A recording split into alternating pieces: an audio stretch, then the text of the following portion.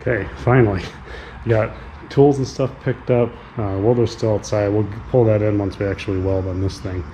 Um, yeah, so things are pretty much put away. I feel a lot better about the condition of the garage. And it might not look like it from here, but at least things are back in the cart. Yeah, finally gonna get ripping on the car again. So this stuff has had its 7 days cure time before painting, so we can paint over that. I want to hit rusty areas right across. We'll weld a piece over that. I might just weld a piece over that instead of trying to worry about it. And I'm not even gonna be, we're gonna switch modes. Well, yeah, after this debacle, it's clear this isn't gonna be a perfect car. And I don't think that was our intention in the first place, right? The idea was to put an engine in and just go, but I didn't want a Fred Flintstone with a hole in the floor. So we'll do a little bit of overkill on the bottom by hitting the rest of the rusty spots that we can see. Get some more 2K on it. We'll burn up another can of that. That way tomorrow when it's cured up enough, I think, well, what did it say? How long is that cure time on that? I think it's less than a day, or a day.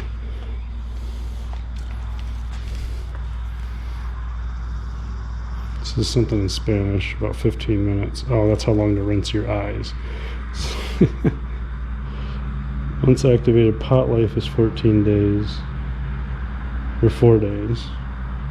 Yeah, I'll have to check the tech sheet, but I'd imagine you'll let it sit overnight. That's going to be plenty. And then we can spray some of this stuff on there. Even though we don't really want to. But I'll need to take the time too after to kind of degrease some of the bottom of this so it doesn't peel off in huge sheets. So like this is just years of gunk, and you can, you know, look at it come off of my finger. You don't want to paint on top of that. Like the spots where we already did because of overspray. I mean, maybe it is okay. They're not coming off because it's such a rough texture. I still want to scrub at it, right? So we'll scrub at that as well. It is what it is. It's not going to see winters, so we'll just get to it. I got the bulk of the rust, so it's still got some detail work to do. I want to weld the piece in there. There's some stuff back here I can't even get a good angle on it. And like I said, I just don't care enough anymore. So I think what I might do is I'm going to cut this guy off so I can hit the part below it. And I might just spray this whole back bumper area with rust converter and let that do its thing while I, you know, go find stuff like this that I missed, right? And do clean up some of these other spots, get all the little pills of, you know, this is the rubber. This is how it comes off. It gets warm and kind of gooey, and then it dries almost instantly into a powder, and little pieces of it, you know, get stuck all over the place. And I got to come right with the brush and get all those off before we paint. Well, at least before the primer, and then. Yeah, it's coming along. So I'm pretty confident I'll be able to do primer tonight so that we can start laying on coats of undercoating the next day. So I think if I put the garage door down, I doubt my air compressor is loud enough to bother the neighbors. You know, they got the big row of pine trees too. So if they cared, he'd let me know, I'm sure. But it'd be nice to get those brackets into the blasting cabinet tonight, clean those up, and maybe do the proper metal prep pour 15 combo on them, so when I bolt them on, they're looking pretty nice. We'll see. Okay, we got more 2K everywhere that we found rust. We'll just let it cure up. Now the tech sheet says 15 minutes to 12 hours to overcoat, but I get the feeling that would mean, oh, you know, if I was doing a urethane primer followed by a urethane paint and then some kind of clear coat or whatever, that I could stack those things up because they would all dry together. I feel like if I say, hey, it's been 15 minutes, let's party, and just start spraying undercoating on this, it's not gonna breathe enough. It's not gonna let the primer, it's not gonna let it cure. So 12 hours is gonna be tomorrow. Like, I'll be awake in 12 hours. So that's long enough to me that I think, yeah. So we'll take the kid to daycare in the morning, and then we'll come back and we'll start undercoating the car. So I'll hit these big greasy areas that I tried not to get too much overspray on. we'll see about scrubbing those up a little bit, but this stuff's so sticky and we just don't care anymore. So we'll see how that goes. I think we'll probably just spray right over it and see what happens, because why not, right? Worst thing that happens, it peels off and it rusts. We've already been there. We don't give a shit. Okay, so I got this bracket sandblasted. It's looking pretty good, but it took forever because my air compressor is not that big.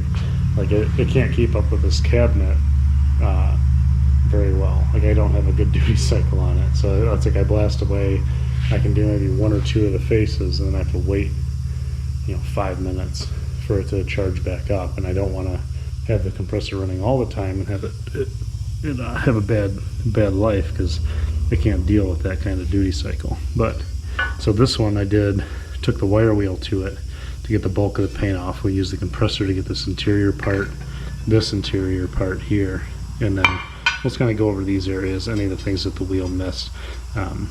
The idea being it just saves us a lot of hassle, so throw it in there, get it done.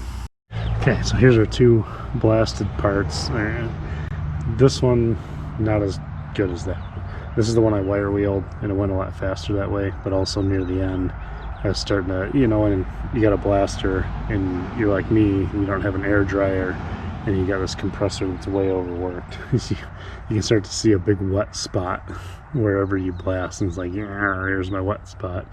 So we're done blasting these two things. Now, if I can only blast two things like this size at a time in like an hour, it's gonna be rough, because we got a lot of stuff we gotta blast. So we'll do as much wire wheeling as possible, and we'll try to start churning out brackets and things, as like, even if we don't need them yet. Like these we're doing out of necessity. There's a bunch of other brackets and like stuff like this that we won't need for a while, but I think the sooner we jump on them, the better. Especially if we get to a point where we're waiting on parts, which I think we will, because we have big decisions to make about the fuel tank, right? Because that fuel tank's full of who knows what. Like the brown junk that came out was just disgusting, and it's sticking to that bucket. I can't get it out of I can't rinse it out of the bucket. I haven't tried anything abrasive like a brush, but it's still gross stuff. So yeah, we get the metal prep, and I'm going to save the small can of Pour 15, not the top coat, for some like that beam. I want to use that on the beam before we do the top coat. So this stuff will just get metal prep and then top coat, which is okay. You don't have to use Pour 15 underneath this if you don't want to, especially with bare metal like that. We're not painting it over rust like its name says. So yeah, same as before, pour a little bit of here, use my chip brush, hit that stuff up. We'll wait 20 minutes. We will rinse it off with the hose, and then we'll take the air compressor, blow it dry, make sure it's like dry, super dry. The compressor's blowing water out of it. We'll make sure it's dry. We'll blow off all of the water with the compressor that we can, and then we'll hit those things with the MAP gas and boil off any surface water. Then we'll come back and we'll hit it with a top coat. Now, the garage door has this rail across it, and that might be convenient. So maybe I'll leave the door open tonight, and then right in this area where there's nothing to care about where it drips, right, we'll hang those with some safety wire after I brush the snot out of them by hand. That way I don't have to like do one side and then flip it, or worry about cardboard sticking to it and that kind of stuff. So, all right, we'll check back in a few. Okay, so it says to keep wet for 20 minutes. So I have got these coated liberally and then set a timer. So we're gonna sit out here like weirdos and watch them.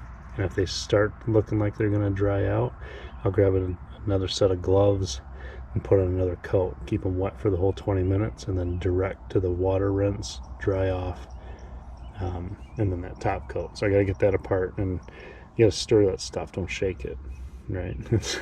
It used to be that it didn't say it on the can, right? So you'll see videos of guys, at least I did, researching this kind of stuff, trying to figure out what to do, where you read the can, it just tells you what to do. Well, this one right here, do not shake, right? It tells you not to shake it. Well, the smaller cans, I think, don't say that. It says it on the tech sheet if you read that, but who reads that, right? just the weirdos. So like this stuff, same thing. You're not supposed to shake it. Does it say it on there? If you drink it, don't throw up. It's bad for your lungs. Sure. Water-based product, something, something, something. Prep application. You can thin it. Maybe recoat it or top coat it when dry to the touch with slight finger 2 to 6 hours. Oh, nice. See, this doesn't tell you not to shake it on the can, but if you look at the sheet, it says do not shake. And so people do rust tests, and they'll first thing they'll do is they'll pick this up and they'll like a redheaded stepchild, and then they have little pinholes and things rust, and they're like, oh, pour 15's a piece of shit. It rusts underneath. It's horrible. And it's like, no, it's because you shook it, stupid. So, yeah, we'll get there though. We'll do this one this way. We'll just document the way we do everything, right? So we got the 2K, and we're going to put rubberized over it, and everybody hates that stuff, so we'll see how that works. We're going to do metal prep and then pour 15 top coat over these brackets. This arm's going to get wire wheel. It's going to have a shit ton of rust left over in places I can't reach, and I don't care. Then we're going to do metal prep, same as this, 20 minutes, hose it off, dry it off. But that time we're going to do the smaller can. We're going to do the actual POR, not the top coat. So we'll hit it with this stuff. This can, it'll probably, well, the stuff goes a long way usually, but I'd imagine that this can's going to get used up on that by doing at least 2 coats. And then once those dry, we'll hit it with the top coat as well. And it'll be a matter of every year, and we'll just crawl underneath and see how it looks and what's happening to it. Maybe I can find some other things to try out on underbody parts, right? So because we have all this other junk that, I'd like to touch it up before I put it on, but maybe we can find more things to try out. Oh, you know what? I'll do a rust converter on the control arms, because those are really easy to replace and they're cheap. So if those, we won't do any. I started sandblasting one of them, but who cares? But what we'll do is we'll take just a hand wire brush and take off the big chunkies, and then hit it with a rust converter, followed by whatever the hell, maybe some pour 15 on top of that, just to see what happens, because it'll be fun. And then it gives this thing a reason to exist. Right, instead of being sad that we can't do it like a restoration shop would, then we can at least turn it into an experiment and figure out what we can do in the future that'll be good and bad. Okay, so I rinsed the parts. They're out there covered in water. And in the meantime, I'm trying to get all the solids off the bottom of this. So I hope it's not too old. I had to get the screwdriver in there. Look at all that chunks, right? So those should be homogeneous with the rest of the mixture. We want that stuff in there. So, and it seems to be breaking up, right? They're not completely screwed. I don't like to see that much at the bottom. It means whoever I bought this from, I think it got on Amazon, it may have been just sitting in a warehouse for longer than its shelf life. So this could go really poorly. Doesn't matter now, we need to do it. We got it apart. We got parts that are waiting to rust over in the driveway. So I'm going to scrape all that stuff up with a screwdriver and just keep stirring with this paddle until it's broken up, and we'll get it on there once those are dried off with the air compressor and the MAP gas. And we'll see how she goes. Okay, so I blew them off to the point where the compressor was adding more water than it was removing because it's so beat up. So next step, you can see there's already a thin coat of surface rust, and that's what it's supposed to do, right? That's going to make our pour 15 adhere really well. I was able to stir most of those solids out a little quicker than I expected, so it's probably okay, and it's going to be real easy to stir from here on out now that that's done. But this is the plan, is to get the rest of it dry with heat. You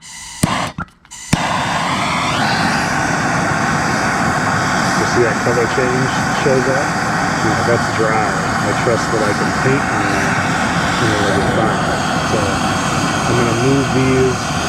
We don't want to put any more heat in than we need to get the water off. We don't want it interfering with the paint itself.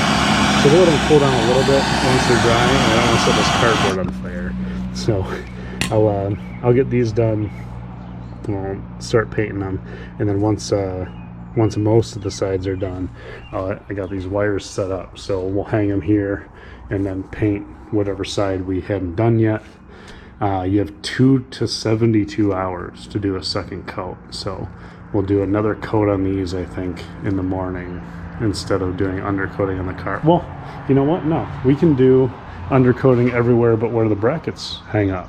So we'll do another coat on these guys in the morning, and undercoat a bunch of the car. Well, actually, we need to look into these greasy spots that I actually went over some of them with a wire brush. So I took this guy, right, and I was like, well, if I can brush it and it just comes off, so see, like, some of this area the epoxy primer comes off and some of it doesn't. So if it comes off really easy because it's just overspray and it didn't adhere, great. So we'll just kind of scrub the thing down until we have all the overspray out. Because if I go to a spot, you know, that was actually sprayed, it's good. Like, I can scrub on that and it doesn't even touch it. This stuff's awesome. So we'll just go around, find all the spots we don't have good adhesion, get those off, figure out some kind of degreaser to pick up some of this greasy, nasty, oily stuff, you know, 30 years of engine oil on it, do a second coat on our brackets, and then, so maybe we'll wait a day to do undercoating. We'll make sure, and you know, we're already half-assing most of it anyway, so we might as well at least half-ass try to clean this grease off. Yeah. Okay, so this is stirred up, the parts are ready, we'll bring it out there to paint. I'm going to try to use as much material out of this lip as I can, because it's, so when you put these cans back together, lay a piece of plastic over it, then sandwich them.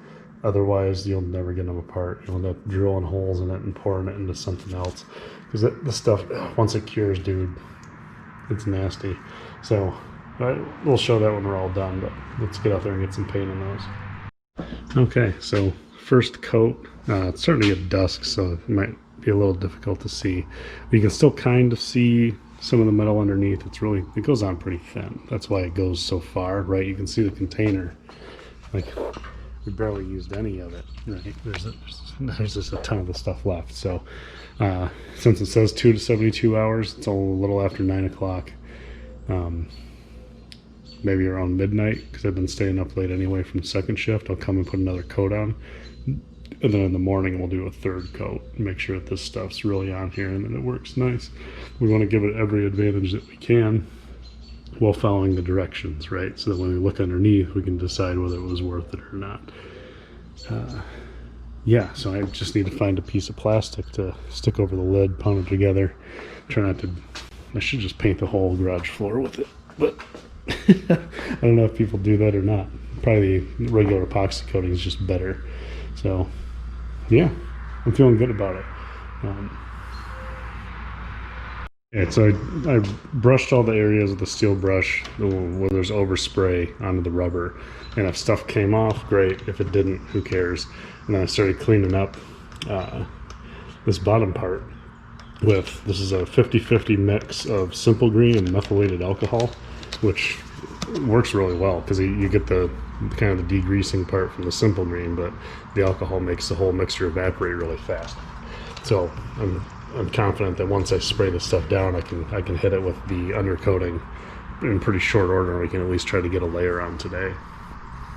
Oh, and these I put a second coat on this morning before I took the kid to daycare, and they're already skinned over enough that it's not, you know, they're not even really tacky. So we'll be able to just finger bolt those in place to protect our surface here from undercoating and go nuts. Yeah, it's coming along. It makes a bit of a mess. I gotta be a little careful now because I'm at 18% battery and my power's gone off 3 times in the last 10 minutes because the fucking power company doesn't know what they're doing anymore. It's stupid. This happens every summer too.